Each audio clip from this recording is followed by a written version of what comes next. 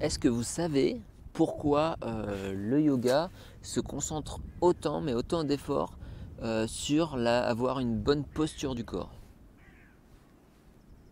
Alors les yogis en Inde, c'est pas, je ne vais pas vous l'apprendre, ils font pas du footing, ils font du yoga.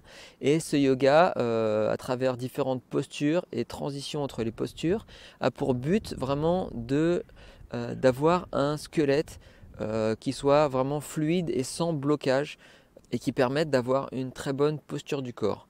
Alors pourquoi passe-t-il autant de temps à accorder autant d'importance à avoir une bonne posture, à avoir un corps bien fluide?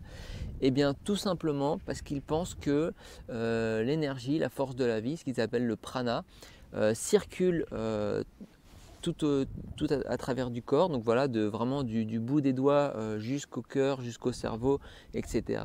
Et que le moindre blocage physique, donc au niveau du squelette, tous les points de tension vont bloquer cette énergie et la faire stagner. Et ils pensent que l'énergie qui stagne est la cause de maladies, de tous les problèmes. Et donc pour être en bonne santé, il faut vraiment avoir un corps qui puisse bouger de façon harmonieuse.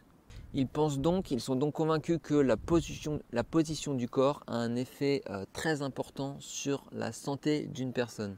Ils pensent donc que la position du corps a un effet très profond sur l'état de santé principalement d'une personne. Et donc qu'il faut, quand on est malade, essayer de trouver ces points de tension et vraiment les débloquer. C'est vraiment à travers le déblocage du corps qu'on arrive à la santé.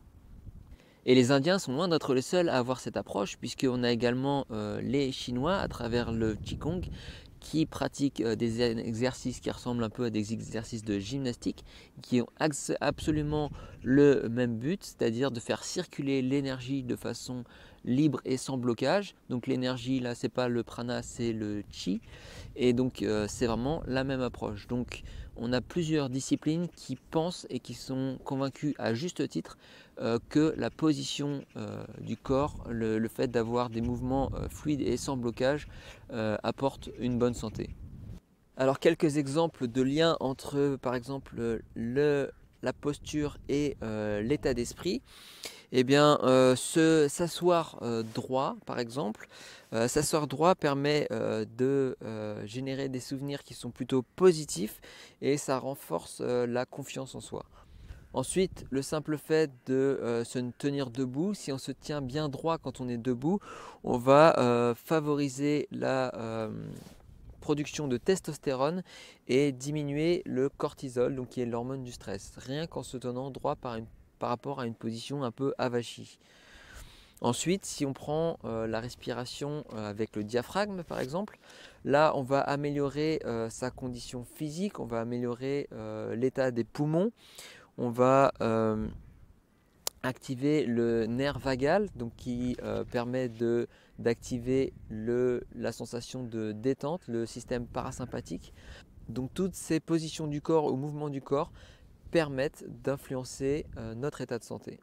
Voilà, et puis en plus, c'est pratique que ce soit le Qigong ou le yoga, possède des versions simples, donc c'est vraiment accessible à tous les niveaux, il n'y a pas d'excuse pour ne pas en faire.